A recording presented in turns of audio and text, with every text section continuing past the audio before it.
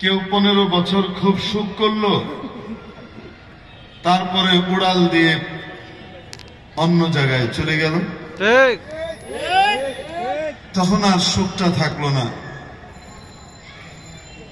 15 বছর সুখ করে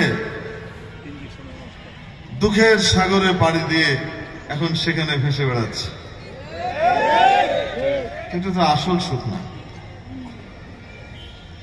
তারপরেও সেই দুঃখের পরে আবার একটা আশার আলো দেখা দিল, একটা ভাষণ দিব, সেই ভাষণে জনতা আবার জেগে উঠবে এবং চিৎকার হয়ে যাবে সবকিছু। একটা সুখের ঝিলিক চোখের সামনে দেখা দিল।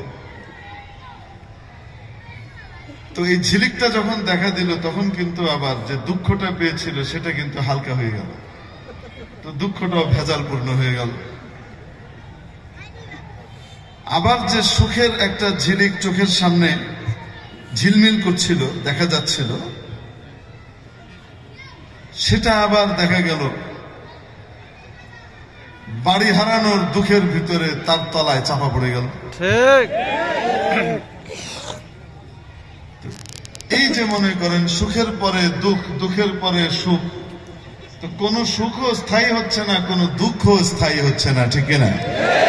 কিন্তু বালা মুসিবত থেকে বাঁচবার উপায় কি? দুনিয়াটাই তো বিপদ সংকুল। আল্লাহ পাক এটাকে বানিয়েছেন, এটার সিস্টেম আর এটার যে সফটওয়্যার তৈরি করেছেন, এটা হলো ঝামেলাপূর্ণ। অর্থাৎ দুনিয়াতে ঝামেলা মুক্ত জীবন আসবে না, এখানে ঝামেলা যুক্ত জীবনই আসবে। দুনিয়াটার সিস্টেমটা তৈরি করা হয়েছে মেড ইন জিঞ্জিরাগুড়ে, যে এখানে নকল কিছু চলবে। সবই এখানে আসল থাকবে তা নয়, কিছু নকল থাকবে। শুধুই আসল আর খাঁটি পেতে হলে এই জগৎ ছেড়ে সামনের জগতে পাড়ি জমাতে হবে, ওখানে সবকিছুই আসল। যেই দুঃখের পরে আবার সুখ আসে, সেই দুঃখকে আসল দুঃখ বলা যায় না, এটা নকল দুঃখ। যেই সুখের পরে আবার দুঃখ আসার আশঙ্কা থাকে, সেই সুখও ভেজালপূর্ণ সুখ, সেই সুখও আসল সুখ না।